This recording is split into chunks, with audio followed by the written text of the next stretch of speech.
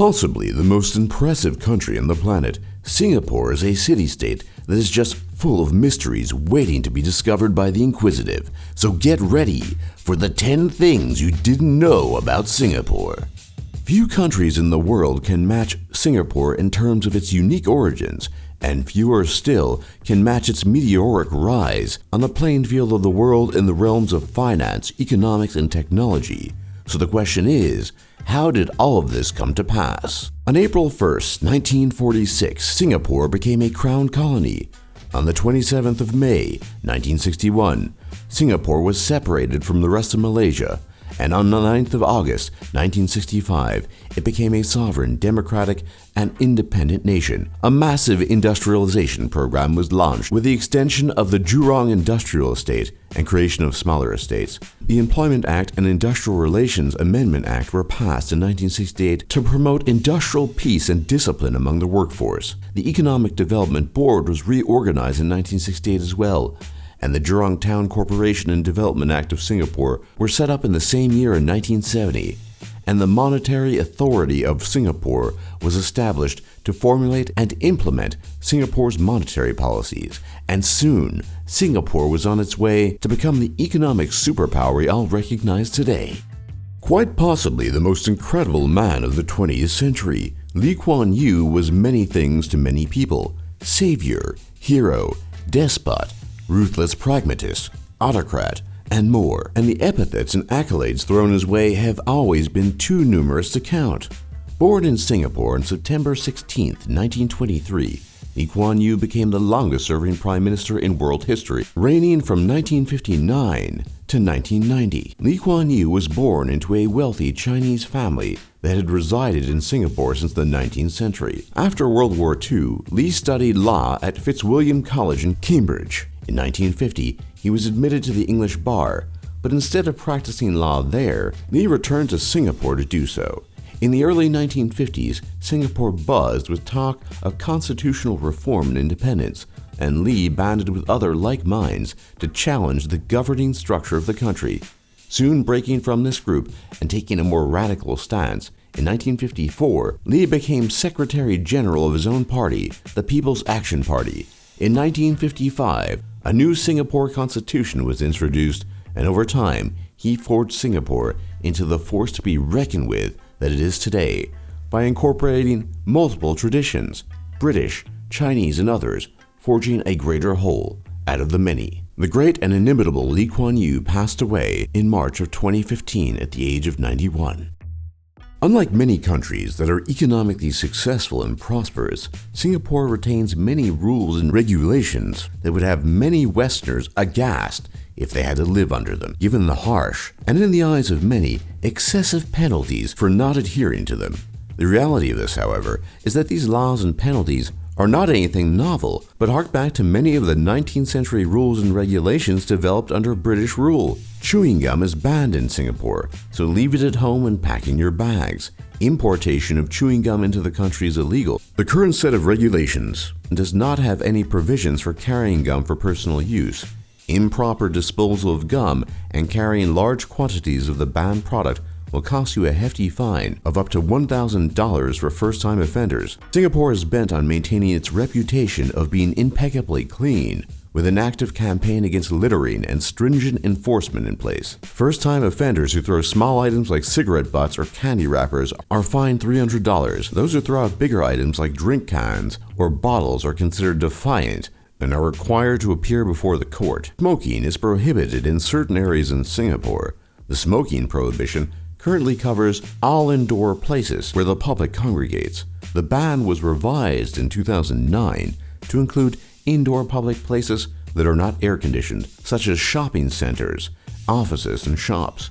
Outdoor public facilities, like fitness areas, sports courts, and playgrounds were also included in the extension.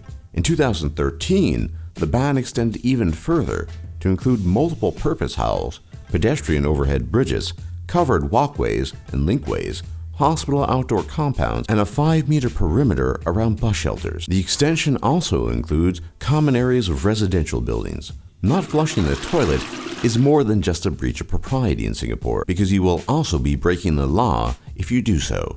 Expect to pay a fine if you get caught.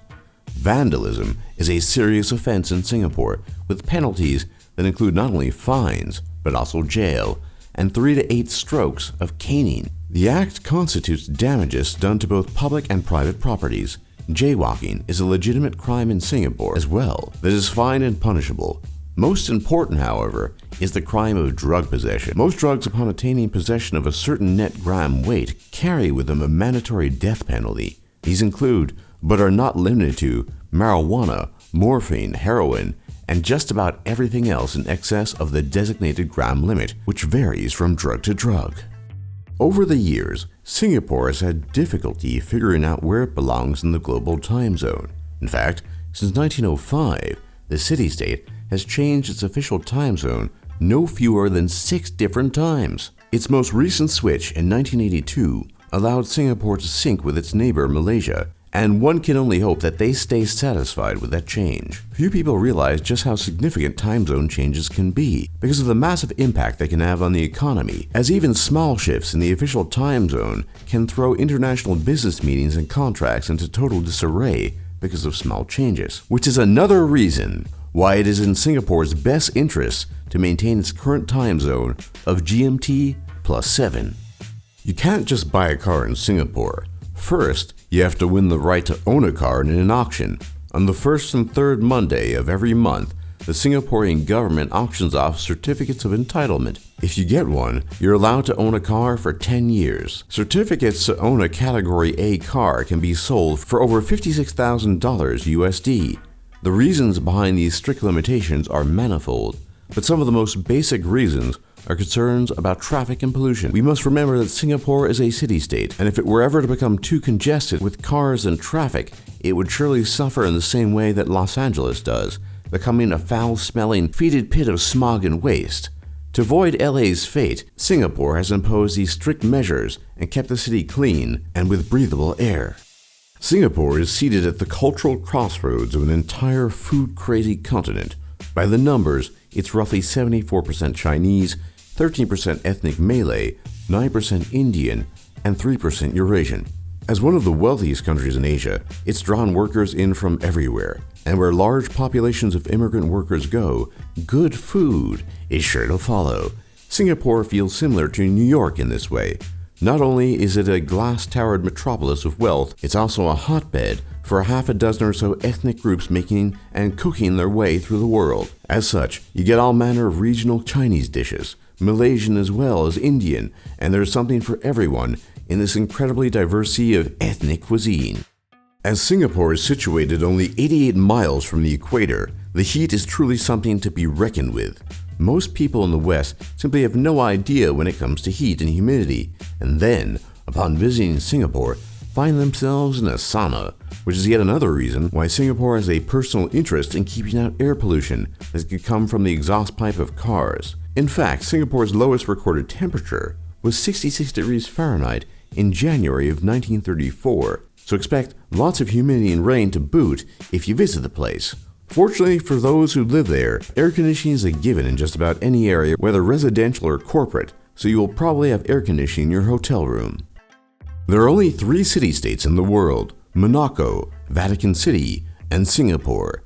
There are no other cities in Singapore other than Singapore.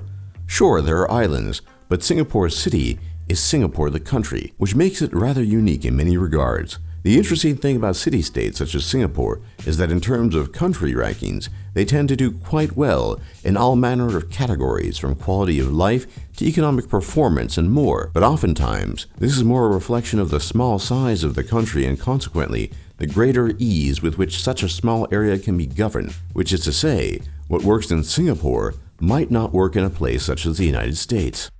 Sitting on the roof of the soaring skyscrapers of the One Raffles Place is one altitude, which puts just a shoulder-height glass wall between you, your Singapore sling, and the 282-meter drop to the ground.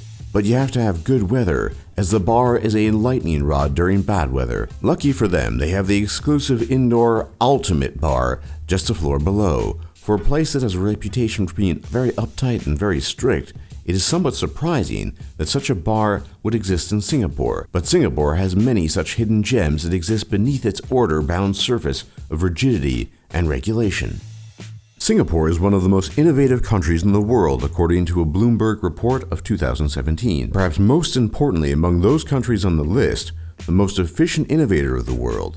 Much of this efficiency, it can be argued, is related to the fact that Singapore ruthlessly recruits talent from around the world to be integrated into its economy. In this sense, the world is truly Singapore's oyster, as top talent from every corner of the earth will be snatched up and made to contribute to the economic expansion of Singapore. I guess there's a lot to be said for ruthless pragmatism at the end of the day. For more top lists just like this, be sure to leave a like and subscribe if you haven't already, and don't forget to check out our other lists. And thanks for watching, and thanks for learning.